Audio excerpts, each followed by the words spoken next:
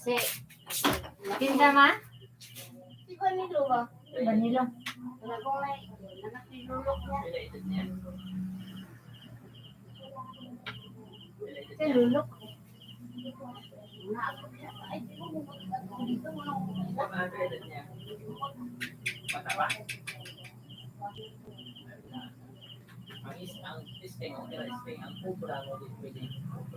Ya gani moro dia pun na gani wi ito kaya harus membuka. Sige manguga yung anak agad.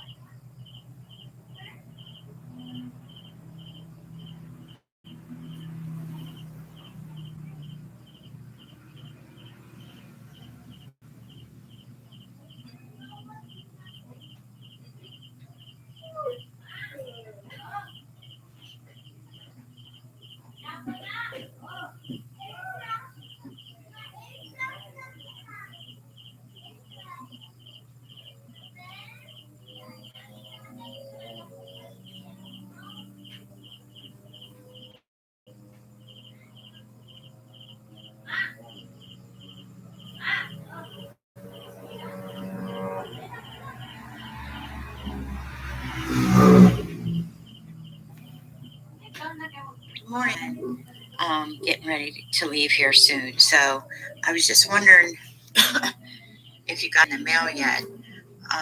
If you haven't, please let me know. um, yeah, I would have thought it would have been there by now, but I'm doing well. I see you're on live. I'm not sure what you're doing, but you look so pretty.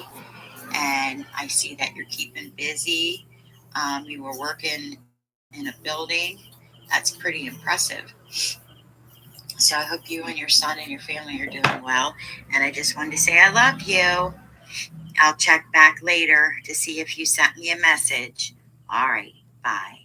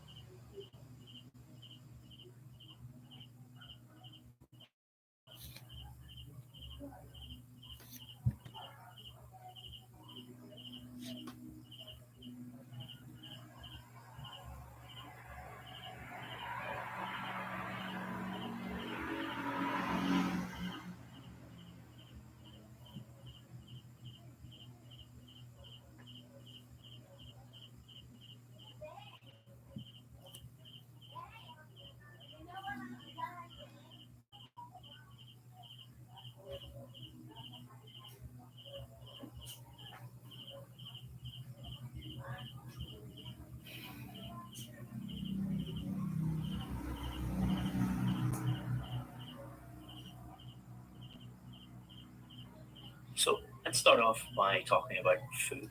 What's your favorite food? I really love Asian food. I live in England, so it's harder to get Asian food around. But I like spicy, flavorful, and like just generally savory food. Do you cook a lot at home? Not as much as I would like to. I would love to cook more because I actually enjoy the process of cooking. But I just cook out of convenience and like because every day I've got to make sure I get my work done and then cook for my kids, which takes a lot of time. Sometimes we get takeaway, but they like it. What are popular Sometimes we takeaway get meals takeaway. in your local area? Fish and chips. It's a favorite for everyone, Fish and so chips that's an is easy option. good for But everyone. generally, because of my own preference, I love just to get Thai and Vietnamese. This is something that I could just get around my local area. It's very easily sourced. How often do you eat fast food? I try to eat really healthily, but then I tend to go down Go the Filet-O-Fish Filet-O-Fish McDonald's route when I'm traveling. So I suppose only once So I every few suppose months. only once a few Now months. let's talk about Now seasons of the year. What's your favorite season of the year? Well, I love any time when the sun starts to anytime come when the out. sun starts So to come around out. spring or So early around summer spring before or it early gets too hot. summer, I just love a before little it bit of gets vitamin too D hot, and it makes me happier as well. So that is definitely better little in bit winter. of vitamin D. What do you do when it gets Vitamin too hot in the summer?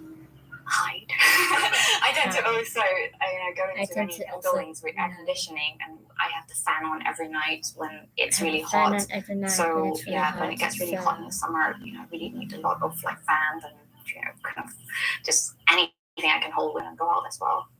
At what time of year do you normally go on holiday? I try to go outside of the school holiday season, but because I have kids, we tend to have to go during the when this term breaks, when the school breaks. But my favorite time of going away would be during Christmas, during because Christmas. I much prefer to be in a warmer climate when it's really, really cold. So yeah, it's just that time before or after Christmas. Have you ever been on holiday somewhere very cold? Yes, I love Norway. It was amazing. It was just everything was like a picture perfect postcard. You could see the fields in the distance and the what you call them icebergs. It was an experience, and to ride the huskies, an amazing experience Husky for me. sleds. Now let's talk about clothes. Where do you buy most of your clothes? I would like to do, clothes shopping in the shop, but the reality is most of us do it online now. And I get my clothes from Zara and ASOS because I just love the hip and trendy, but also timeless look. How often do you buy clothes for yourself? I buy it more often than I should because I use online shopping and clothes shopping as a form of, like dopamine hit for me. So it's for me, I love to express myself through my clothes. So because of that, then I need to buy different clothes for different occasion. And so very often. Have you always had the same taste in clothes? No, I have not. Because I see myself as different identities throughout my life. Before I became a mom, during, and also after, when work became something that I could express myself, through. So yeah, I've had different fashion tastes, the ages. Now let's talk about social media. Which social media sites do you use? I use Instagram and LinkedIn because I feel like I run a business and that's where my target audience are. I build a community through Instagram, and then on LinkedIn is where I work on my business-to-business leads. How much time do you spend on social media? Way too much. I shouldn't be spending so much time, but I find that it is once you visit social media and you post something, it's also about engaging with people to ensure that you build relationships. So yeah, a couple of hours a day. Is there anything you dislike about social media? I dislike the addictive quality about it, because so many of us are connected, through a tablet or a device now, and social media is our form of communication. So it's becoming, even though it seems like you're being connected to loads and loads of people, the actual quality of your relationships with your immediate sphere, kind of kind of falls by the side. So yeah, that's one bad side to it. That's the end of part 1 of the speaking test. So now we're going to move on to part 2 of the speaking test. I'm going to give you a cue card. You'll have 1 minute to read the cue card and prepare your answer. Feel free to make any notes during that 1 minute. At the end of the 1 minute, I'll let you know, and I'll ask you to speak for up to 2 minutes. Is that all clear? Of course. Here is your cue card. And I'll start 1 minute preparation time. Here's a pen if you want to make any notes.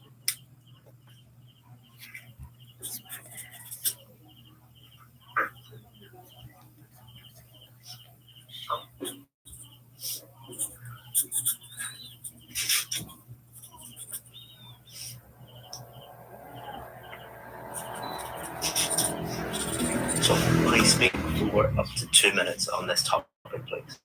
Okay, so a job that I really enjoyed is being a speaker and a storyteller. And I love doing this job now because when I was growing up, I loved writing new stories and just connecting with people and having conversations. But I never thought that I could become a speaker one day. I started my career, in STEM, and then ventured through 16 different industries because I didn't really know where in the world of work I fitted into. But eventually I realized that all this became really useful for me to gain all the skills that I needed, in communication, and brought it all together in a field that I was deeply passionate about. That allowed me to channel what I really love about my work and a topic that I love, to make a difference in people's lives.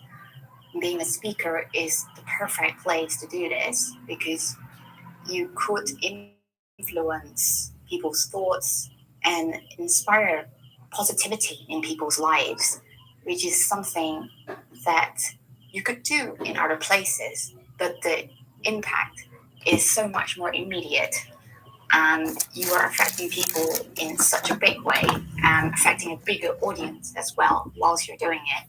And this is something I'm very lucky to be able to do now.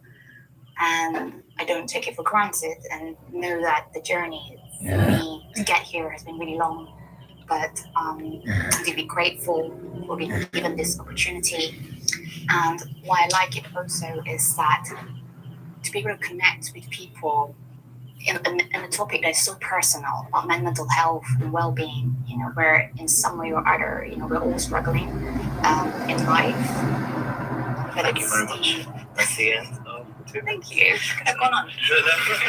Very good. So now we're going to move on to part 3 of the speaking test, and we're going to continue to talk about careers. What factors do you think are important when choosing a career? I think it's really, really important that we are interested in what we're doing. And because if you're not interested, then there's absolutely no chance that you're going to be able to have longevity in that career. We should also choose an industry where there's a potential for you to really grow within that industry. Because as we're moving now into the future of work, technology is very quickly replacing people.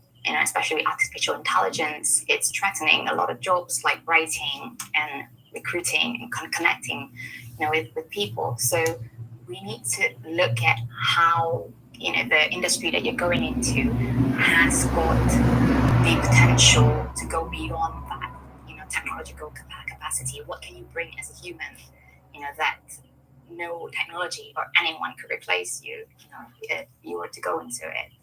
Why do you think some people fail in some careers? I think one of the main drivers, I think, for people is money.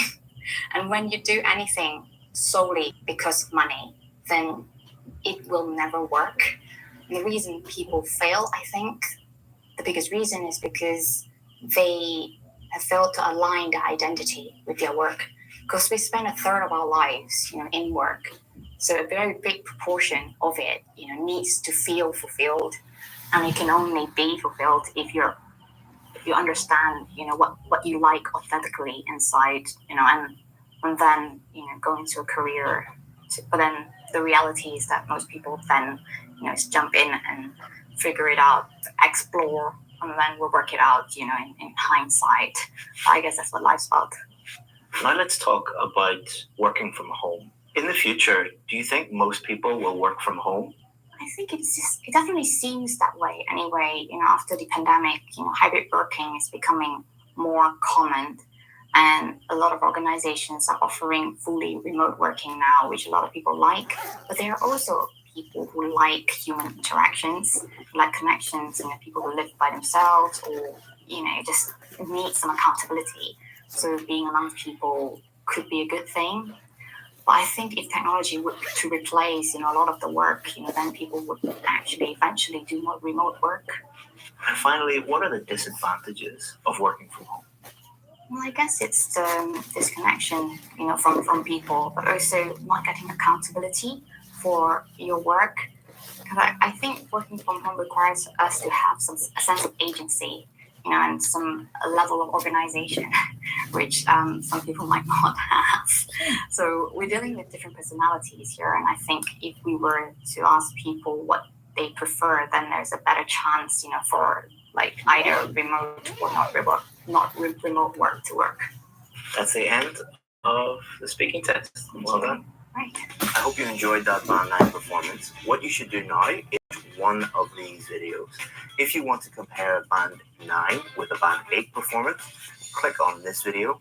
Or if you want to know why that was Band 9 and exactly what you can do to improve to the score that you need.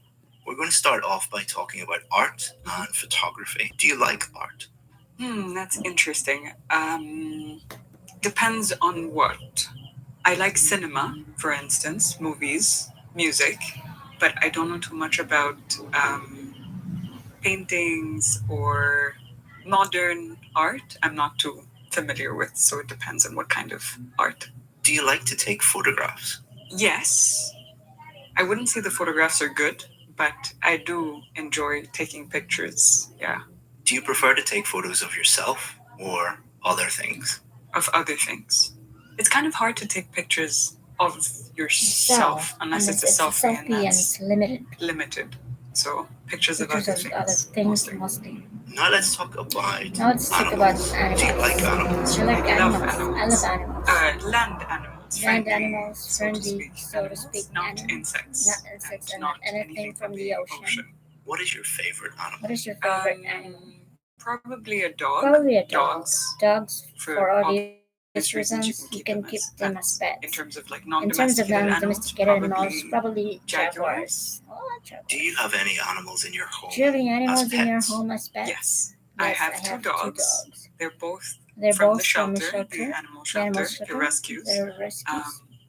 Yeah, I've always had pets. Our family really likes keeping animals around. Now let's talk about bags. Now let's talk about bags. What type of bags what do you type like? of bags do you I like? prefer purses that are a little bit on the larger side, just because I like to put everything of my life in my purse. Just like me, I like backpack. So it ends up weighing maybe 20 kilos. Yeah, larger bags, probably structured, larger bags. How often do you carry a How bag often when do you you go carry a bag when you go out? Every day. I think it's the case for They most carry a women. bag. I think they Even carry a if you bag. go down Even to if you the go down to the grocery or the grocery or the supermarket, supermarket, you you take your bag with with you usually, right? What sort of bags What sort do of women bags like do to buy? women like to It buy? depends. It depends. It depends on your outfit. It depends on your It depends on outfit. where It you're depends going. on where you're going. For the day, For the if day, you're if you're going to the going to office, the office, you probably you probably want something bigger fit than your can laptop, fit your your phone, laptop, your phone, paperwork, everything that you might need everything during that you the might day. need during the day. If it's nighttime, If you'd it's want nighttime, something you want smaller, something like a smaller, clutch, like a something clutch. more sleek, Something elegant. more sleek, elegant.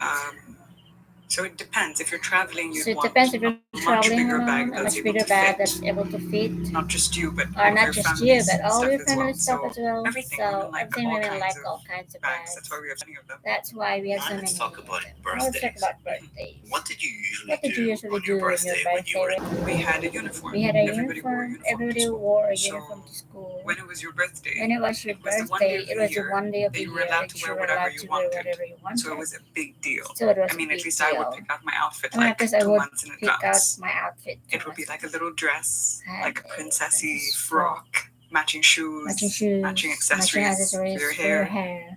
And then you would take some And then kind you of would take some chocolate kind or of candy chocolate to or school, candy to and then school, and then you could take you could take like a period period off and and go go and give give the the candy candy out to out other teachers and to other the teachers kids and in the the kids in school. the school. And we looked forward And to we it look forward every year. to It was the it. highlight It was to a get highlight to not to not have to wear the not have uniform, to wear the uniform, to wear whatever you to wanted, wear whatever you wanted, and to and basically be to able to basically skip able to class and skip go out class and and hand go out to chocolate hand out because it's your chocolates birthday. because it's your How do birthday. you normally celebrate How do your you birthday? normally celebrate your birthday now? Very differently.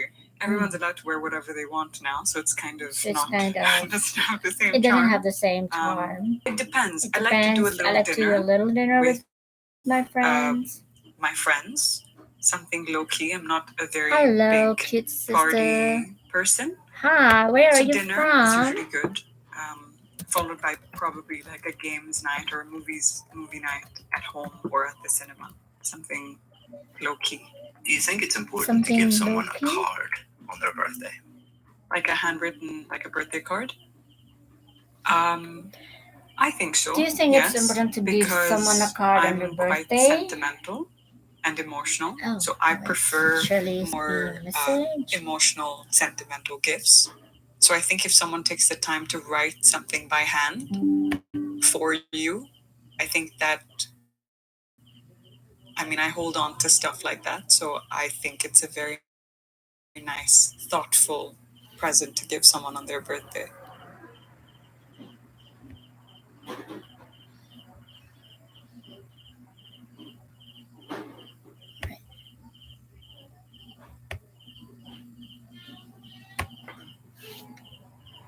The first time I met a new friend, so I'm going to go Good way morning. back. It was my first day of. I will talk to Tony and see what we can do. I'm so sorry about this, Jen.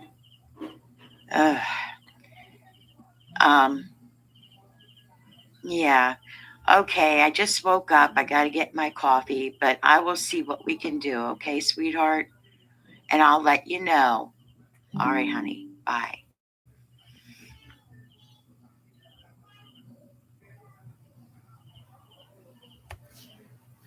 Okay. Good morning, Shirley.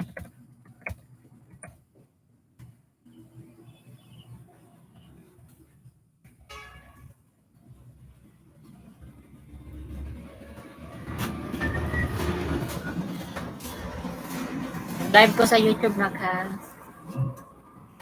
Ang clip ba? Anhi ang clip. Waman ko no.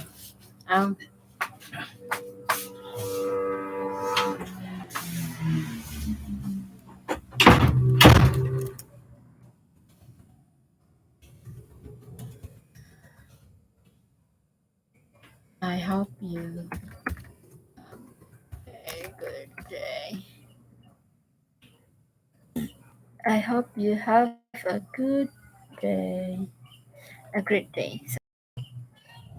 I hope you have a great day.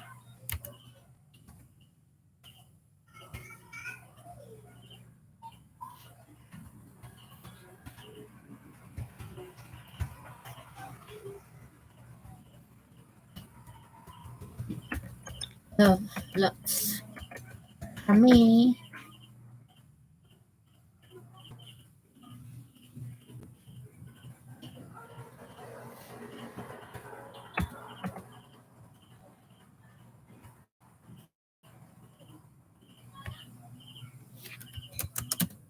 Oh, hi. School, kindergarten, and I met named Amanpreet Kaur. We were about, I think we just turned 4 years old. We met obviously in kindergarten, first year of school.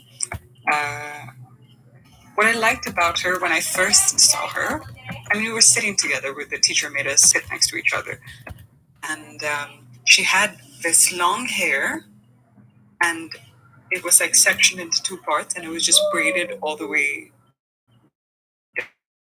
down. And she had the cutest face, fluffy marshmallow-like face, I guess that's all it takes when you're a kid to want to be friends with somebody.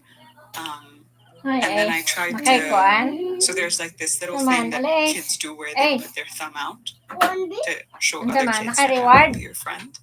Naka-stars? And then if you don't want to be friends with them, you do this. It's a silly little thing. So I did this to her. I put my thumb out to say, hey, do you want to be friends?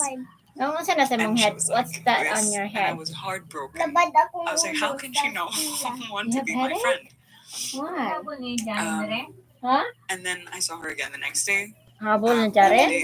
next day after that, the day after that. And then eventually we ended up becoming best friends. She did it back to me, obviously, at some point. She was my first best friend that I ever had in life. She was from Punjab, which is a part of India. And her mom used to make the most amazing, it's called I-save paratha. na. Mani mo It's like i-save this stuffed reward. bread. It's like they put potato and spices into a flatbread.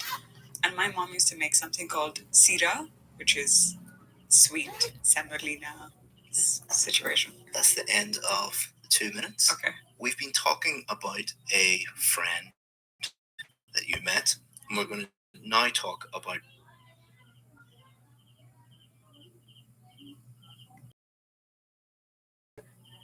Love you too, sweetie.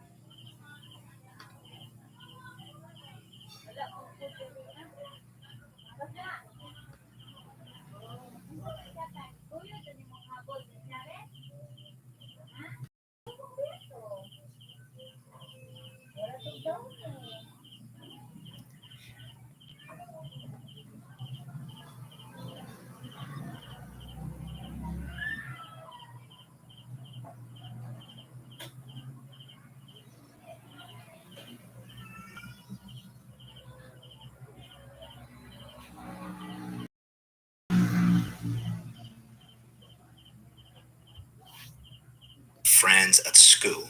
How important is it for children to have lots of friends at school?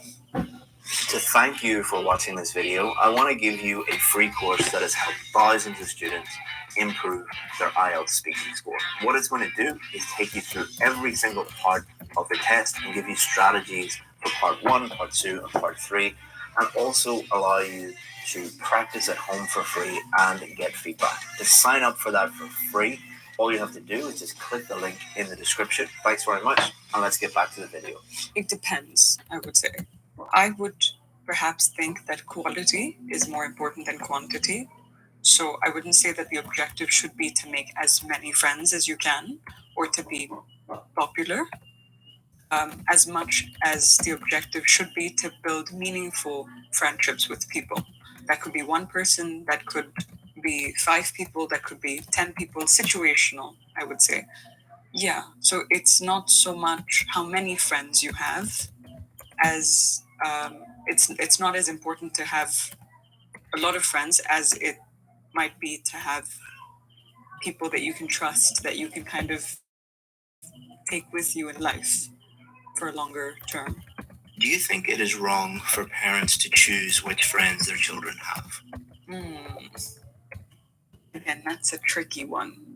Now, when I answer these questions, I'm thinking back to real life situations. And in some cases, I have seen parents interfering and trying to make those decisions for their children, where they were right to do so because the child was in bad company and they were too naive or too, I guess they were just too naive to see that that situation was not right for them. But the parent obviously was able to identify that my child's in bad company. So in those cases, I would say that your parents are able to read a dangerous situation better. But there's also the flip side where everybody kind of does make bad decisions. Your parents made bad decisions, you made bad decisions. And the way that you learn from them is to have a negative experience. And then find your way out of it.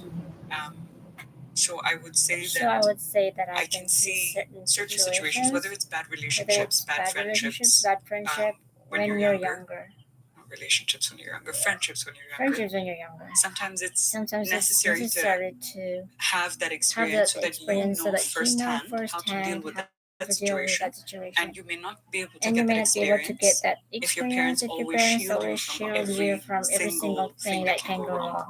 So I can kind of see So I can kind of depends on say the depends situation. I on would the say. situation. And now let's talk about making new friends. Can you think of any disadvantages of making new friends online? Disadvantages of making new friends online. I think there's more there's disadvantages to disadvantages to making making new friends. I mean, there was a show recently that came out on Netflix called Tinder Swindler. The thing is with The thing is with most of what we see online most isn't of what we real, see whether online it's social isn't real, media or whether or isn't whether it's social media or even news for that matter. Everything is kind of edited Everything and is kind of monitored edited and monitored to present to a present certain a kind of certain image. kind of image.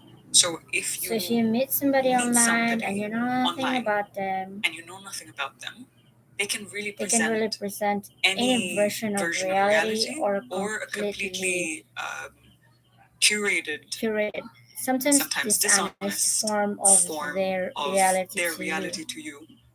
So it's a very I am dangerous fasting from game to play. sahur Friendships or to relationships? iftar in Both. Ramadan religion Friendships. Yeah. is that Somebody you know still nothing about is a very part of everything can go wrong Malaysia? there, right? Would you say it is harder for people to make new friends as they get older? Yes.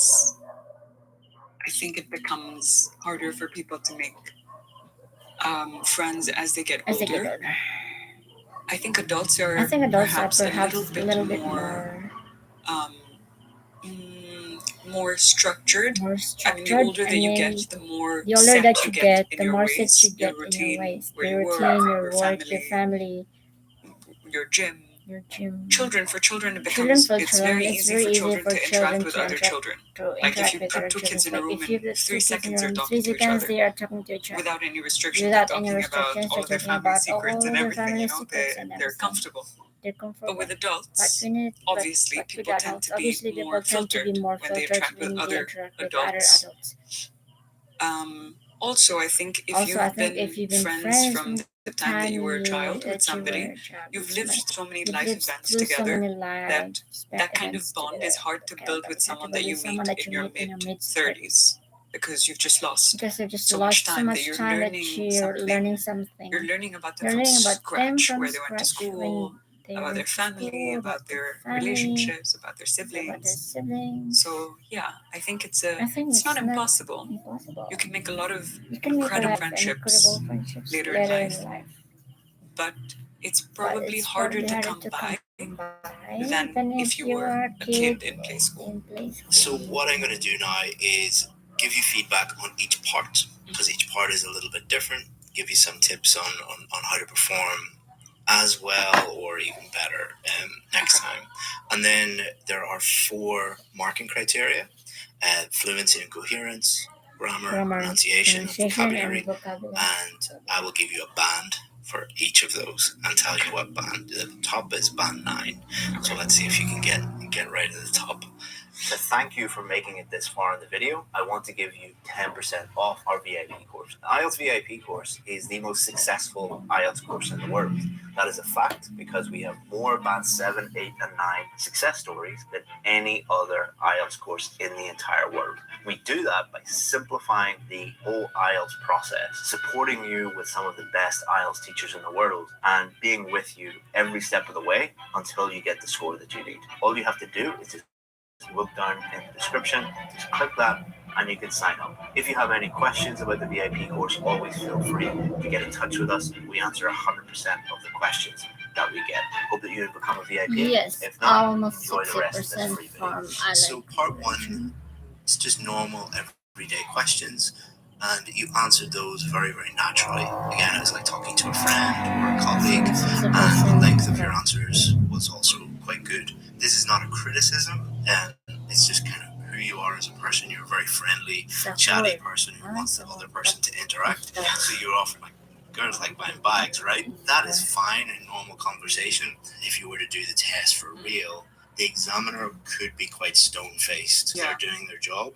They're not being unfriendly. They just have a job to do, and they're Right. trying to think about your grammar and your vocabulary and your pronunciation and your fluency, and there's a lot going on there. Yeah. And for them, they cannot start to interact with you. Yeah. And on test day, you might not get a very friendly examiner like me. Mhm. I don't know whether I was friendly or Yeah, not, you were, yeah. but they might be like, Giving don't you do nothing. that. Or some of them could, be having a bad day and they just like don't ask questions. Now, I have experienced with not myself, but other students have said when they did that, they thought the examiner was criticizing them or being rude. They took that to heart and Yeah. thought, oh my God, I've failed my test. And they went from doing very, very well to everything fell apart. Because if you feel nervous, Yeah. feel uncomfortable with someone, then it really affects your fluency. You can climb up. You don't want to really show your language and who you are. You don't want to, because one of the great advantages or great strengths that you have is you're very open about who you are as a person, and that's great because it allows you to speak in a very fluent way. If you go and do the test for real, probably don't interact with the examiner as much. Or two, you did a great job because you just picked a real event, a real person from your life, and it's much easier to talk about that. Some students try to pick something aggressive to impress the examiner. There's no such thing. The best thing to do is pick something from your real life because that's easy to talk about. Part 3, you did very, very well because you really extended your answers. Again, you used real situations from your own life. You don't have to do that, but it really did help you develop your answers. In terms of the scores, pronunciation is pretty much perfect. The exam, thinking about, can I understand every word this person is saying? 100%. I can understand every syllable. Then they be thinking about high-level pronunciation features, such as your intonation. So our voices go up, our voices go down. You speak like a native English speaker in that respect. Sentence stress is when we emphasize certain words. This is my phone, not your phone. So you emphasize certain words. Times again, you do that 100% naturally, and then you use connected speech. The way native English speakers talk, we wouldn't say, I want to talk about my friend. Say, I want to talk about my friend. The flow of the language. So absolutely perfect. No problems there. Coherence and fluency. Coherence is, did you answer the questions? Did you develop them enough? You did that 100% of the time. And then fluency is, did you speak without any unnatural pausing? You did pause at times, but the reason why you paused is important. So in the last, I think it was the second last question, you were talking about adults and you were saying their lives are more structured. So you weren't trying to think of the correct vocabulary because your English isn't good enough. You were trying to just formulate your thoughts and come up with the appropriate, precise word, which you did. So that demonstrates to the examiner that you have a very high level of vocabulary. Because if you were, because you're trying to think of the correct word, what's the word? Yeah. So when people don't really know the language, then they would stop. And also because you approach this not as a test, but more as a conversation, and you are very open and talk about your life in a very open way, that really helps with fluency. So again, top marks for fluency and coherence. Grammar, I didn't hear a single grammar mistake. The examiner will be thinking about the accuracy of your grammar. Did you make it and the range of your grammar? So if I talk to you about a birthday party in the past, did you use the appropriate past tenses? And then I asked you about, well, what do you do today? Did you switch tenses? Did you use the appropriate grammatical structures and tenses to talk about each situation? And again, you did that perfectly. Vocabulary, very natural. You use a nice mixture of just normal everyday words, which everybody uses. And you also use idiomatic language very, very well. So as you can see, you're using very natural English. And overall, you will get a perfect band 9, which is very rare. Oh, wow. Very, very rare. So, well done. Thank you.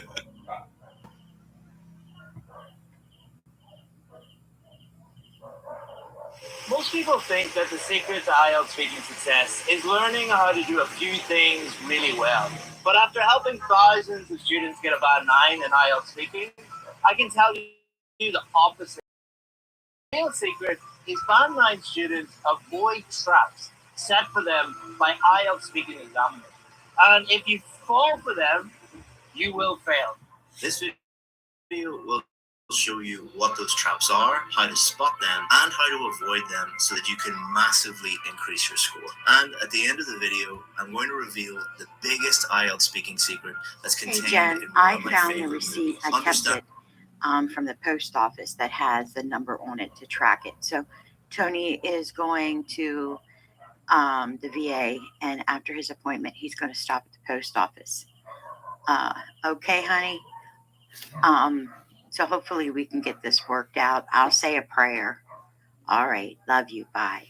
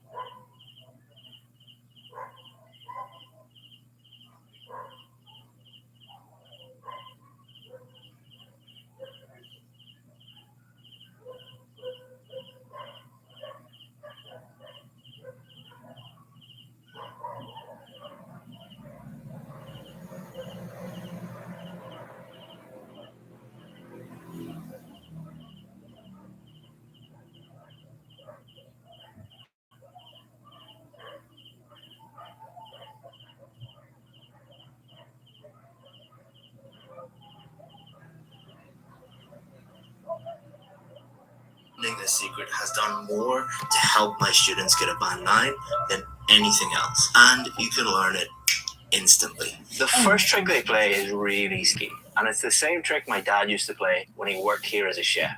Young chefs would come into his kitchen and ask him for a job. Sure, my dad would say, come back tomorrow, cook me something. If I like it, you can have a job. And just before they left, he'd say, is there anything you do not like to cook? And when they arrived the next day for the cooking demonstration, he'd ask them to cook the thing they hated. So what has my sneaky father got to do with IELTS speaking? If you look online for topics that will definitely come up on test day, you'll find these 3 topics. But if you look at the official Cambridge questions, you'll find very unusual topics that you weren't expecting. You see, when IELTS examiners ask about your home or your work or your hometown, they often get answers like this. I am over the moon that you asked me about my hometown. It is only once in a blue moon that I get to talk about a topic that is so close to my heart. There are a plethora of reasons why one would enjoy my hometown. Let's talk first about the 18th century architecture. But if the examiner was to ask them about a topic they weren't expecting, such as wigs, the examiner might hear an answer like this. I don't know anything about wigs. I've never worn a wig in my entire life. And things are going to get much worse for this student because the examiners are trained to spot memorized answers. And what they will do if they think that you are giving memorized answers, for example, about your home, know anything so close to my heart, ask about speaking. If you look online for topics that will definitely come up on test day, you'll find these 3 topics. But if you look at the official Cambridge questions, you'll find very unusual topics that you weren't expecting. You see, when IELTS examiners ask about your home or your work or your hometown, they often get answers like this. I am over the moon that you asked me about my hometown. It is only once in a blue moon that I get to talk about a topic that is so close to my heart. There are a plethora of reasons why one would enjoy my hometown. Let's talk first about the 18th century architecture. But if the examiner was to ask them about a topic they weren't expecting, such as wigs, the examiner might hear an answer like this. I don't know anything about wigs. I've never worn a wig in my entire life. And things are going to get much worse, student, because the examiners are trained to spot memorized answers. And what they will do if they think that you're giving memorized answers, for example, about your hometown, they will ask you more and more difficult questions on unusual topics. And here's the scary part. The examiner has your memorized answer and your answer to the questions you weren't expecting. They will not base their score on this answer. They will base their score on this answer alone. Because as my father used to say, a chef is only as good as their worst dish, not their best dish. Your memorized answers are not your real level. Your real speaking level is dealing with questions you were not expecting. So if you do get an unusual question on test day, answer it like this. No, I've never worn a wig. I think that people who wear wigs sound and look ridiculous. I think they really just do it for attention or to be funny, which isn't funny at all, to be honest. Now, if you thought the examiners were sneaky in part 1, you're really going to hate them after I reveal their sneaky trap in part 3 of the test. Now, before I tell you what it is, let me tell you why they do it. Because once you understand the why, you'll be able to spot it immediately and deal with it much more easily. So, when I was a kid in primary school, I really struggled academically. I couldn't even write my own name properly. I couldn't understand most of the lessons and I wasn't allowed to sit with the other kids. But despite all this, I was able to eventually graduate from one of the best law schools in the world. You see, when I did a test, I got all the easy questions wrong, but the few really difficult questions at the end of the test that no other students could get correct, I would always get those correct. And this is exactly what the examiners are trained to do in part 3 of the speaking test. If they believe that you are at one of the lower bands, let's say a band 4 or a band 5, they will ask you quite easy questions like these ones. But if they think that you deserve one of the higher bands, a band 7, 8, or even 9,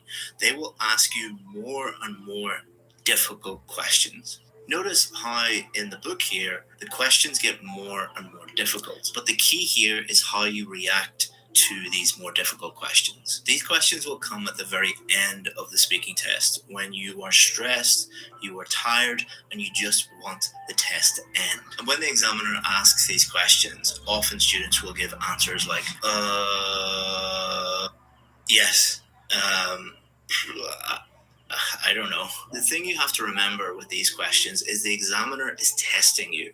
They are testing, are you capable of answering these band 7, 8, and 9 questions? Because they have to separate out the band 7s from the band 8s from the band 9s. One of the ways they're trying to do that is ask these really, really difficult questions and then see how you react to them. So what if you know nothing about the topic, or you just find that question really, really challenging? Are you going to automatically get a low score? No, let me show you how to cope with those questions. So if I was doing the test and I got this question and I know nothing about this topic, I am a complete idiot when it comes to this topic, I could say something like this. To be honest, I don't know anything about this topic. I'm not from India and I don't know much about cooking, but if I had to give an answer, it's very difficult to predict the future. But what I would say is maybe AI will change how the restaurants take orders and how they deliver the food to their customers. But that's just a complete guess. Now, is that the best answer in the world? No, but it is much better than, and by attempting an answer and telling the examiner what I think about that topic, even though I know nothing about it, I have indicated to the examiner that I am good enough to deal with those questions, and they might then steer the conversation to a topic that I'm comfortable with, and then I can really show them how good I am. But the last trap is the sneakiest of them all, and it's got to do with how they test your vocabulary. There are thousands of words in the English language, and the examiners only have between 10 and 15 minutes to test your ability to use English vocabulary. So they came up with a genius way of testing it in around 10 minutes. See, some words we use to talk about this topic, some words this topic, and some words this topic. But if we try to use these words to talk about this topic, it doesn't work. These are called topic-specific words, and we can use them to talk about different topics. Knowing this information is crucial for 2 reasons. First, the examiners are trained to ask you a range of different topics on test day, so that you can't just memorize a list of band 9 words and put them in and cheat the test in that way. Secondly, the examiners are more impressed with a simple topic-specific word than a more complex word that doesn't really help you answer the question. This is why so many students fail the test when they were expecting to get a really high score, because they memorized lists of band 9 words. And this is why so many of our VIP students get a band 7, 8, and 9, not by memorizing lists level band 9 words, but using the simple topic-specific words they already know. It's actually impossible. Whoa. It's actually possible to avoid 100% of the traps that might come up in the speaking test. Not just the speaking test, but all areas of the IELTS test. Every part of the IELTS test, reading, listening, writing, has traps contained within it. But there is one way that you can spot all of them and avoid all of them and massively increase your score. In the movie Catch Me If You Can, Leonardo DiCaprio plays a criminal that is being chased by FBI man Tom Hanks. Leo's character plays a criminal who pretends to be an airline pilot and a doctor and a lawyer. He also steals money by making fake checks and stealing credit cards. The crucial scene in this movie comes when Tom Hanks asks Leo, how did he fake passing the bar exam. The bar exam is an exam all lawyers have to take before they can become a lawyer. It is one of the most difficult tests in the entire world. Tom Hanks can't figure out how a criminal, how a con man would be able to fake passing this test. And here's how he did it. I didn't cheat. I studied for 2 weeks and I passed. You see, he didn't need to fake becoming a doctor or a lawyer or an airline pilot. He didn't need to steal money to become rich. He was already talented and smart and intelligent enough to do all of these things without cheating, without stealing. He just needed to stop cheating. All of the IELTS traps are used to catch cheaters. Like Leo's character, most IELTS students don't cheat because they are bad people.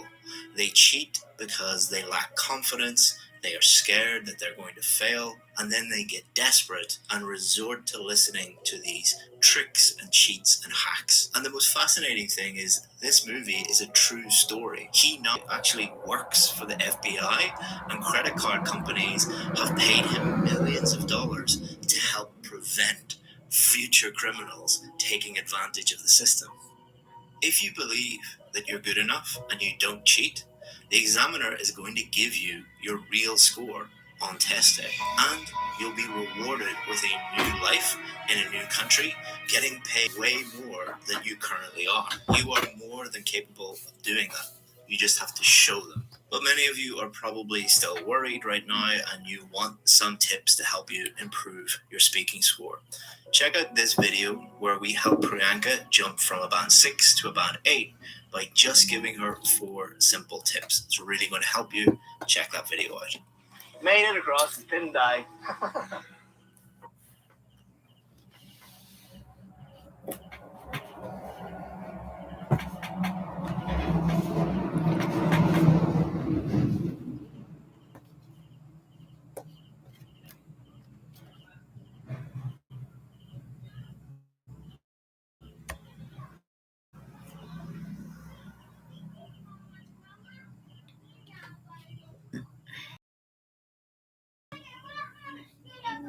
Thank you so much, Jen. You have a lot of friends. You're doing awesome. Thank you so much for these pictures.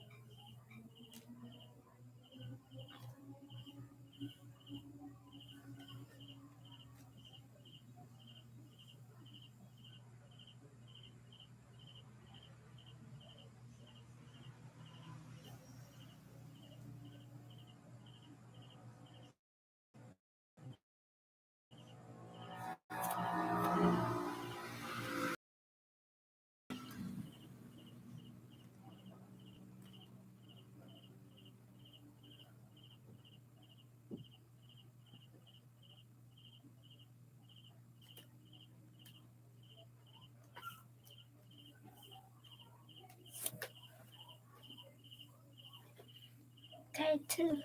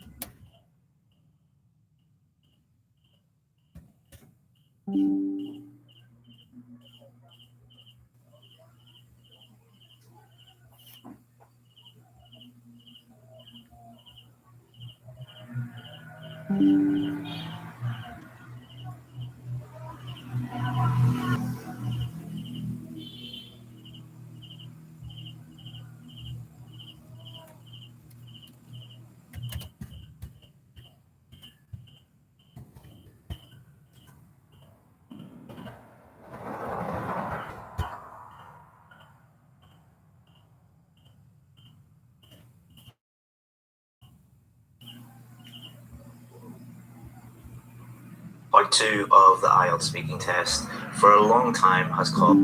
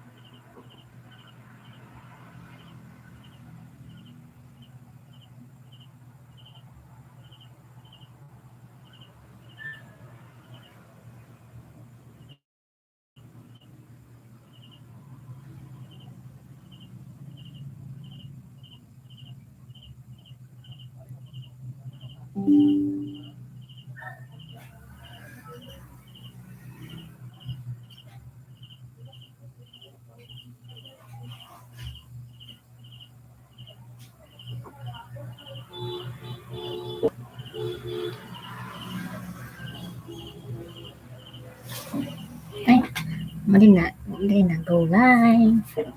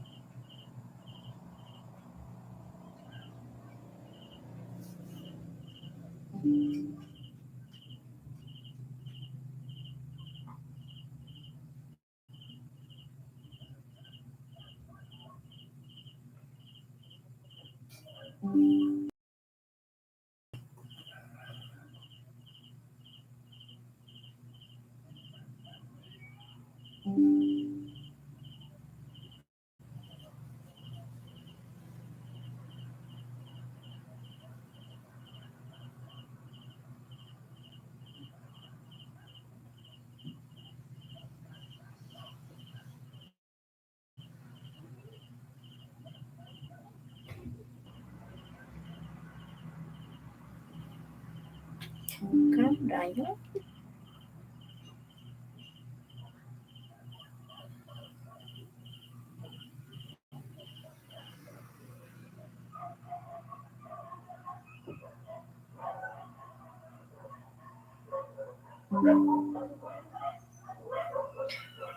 Ay, ano po na ako?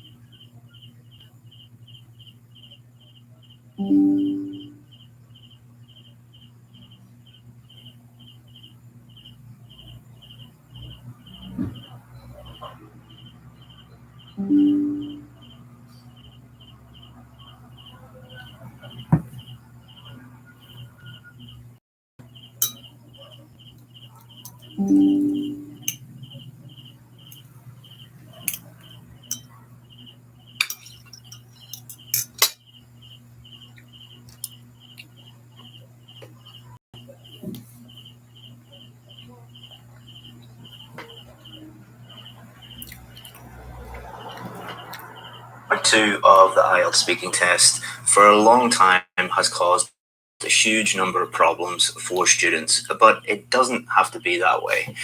What I'm going to tell you in this video is a little secret that most students don't know about part 2 of the speaking test, and understanding this information will mean the difference between you getting the score that you need and not getting the score that you need. So in this video, I'm going to give you our unique part 2 IELTS speaking strategy that has helped thousands of our students get the score that they need by understanding what this secret is and then applying a very simple step-by-step strategy that any student can learn and dramatically improve their score. So in this video, what we're going to do is, first of all, we're going to look at the top reasons why students find this part of the speaking test so difficult, and then share that little secret with you. Then we're going to give you the strategy, and finally, we're going to practice questions and some samples. So in order to show you all of that, I'm going to jump into my computer and show you everything. Okay, so first what we need to do is we need to look at part 2 cue card, particularly the format of those cue cards, because this is going to give us the information that we need to understand what the main problems are, what this little secret is, and it is also going to help you understand and implement our strategy. So at the start of part 2, the examiner will give you a cue card, and you'll have 1 minute to prepare your answer, and then you'll be expected to speak for up to 2 minutes. And don't worry, the examiner will stop you when you get to in and around 2 minutes. So at the top of every cue card, there is going to be a main topic. This never changes. And then it says below the main topic, it says you should say. Again, this never changes. And then there will be 4 bullet points. Again, this never changes. So this is a little gift to us, because if there are parts of the IELTS test that never change, that means that we can give the examiners exactly what they're looking for, because it's very predictable what is going to come up. So we can come up with a predictable solution to these problems. So let's have a look at a sample. So you'll have to speak for around 2 minutes about the topic below. Describe an interesting movie you watched recently. You should say what genre the movie was, when you saw the movie, what was the movie about, and explain why you find the movie interesting. So again, main topic at the top, you should say, and 4 bullet points. So let's look at a reason for failure. There are 2 main reasons why students fail to do well as they could. So when I'm talking about failure, I'm talking about a student who should be getting a band 7 or a band 8, but they're struggling. They're getting a band 6 or 6.5, not because their English isn't good enough, but just because they're not using the right system, not using the right strategy. So reason for failure number 1, students often run out of things to say. So imagine you get this one, and what happens is you talk about what genre the movie was, when you saw it. That's about 20 seconds or 2 with more than a minute to explain why you find the movie interesting. And explain why you find the movie interesting. And then you get to that last bullet point and you just run out of things to say. Get to bullet point number 4 and they still have a lot of time left, and the student is like, I don't know what to say. So that is going to dramatically, many of you, let me know in the comments, is that something that you have experienced yourself? So the number 2 for failure is students often get stuck on 1 or more of the points. So describe an interesting movie you watched recently,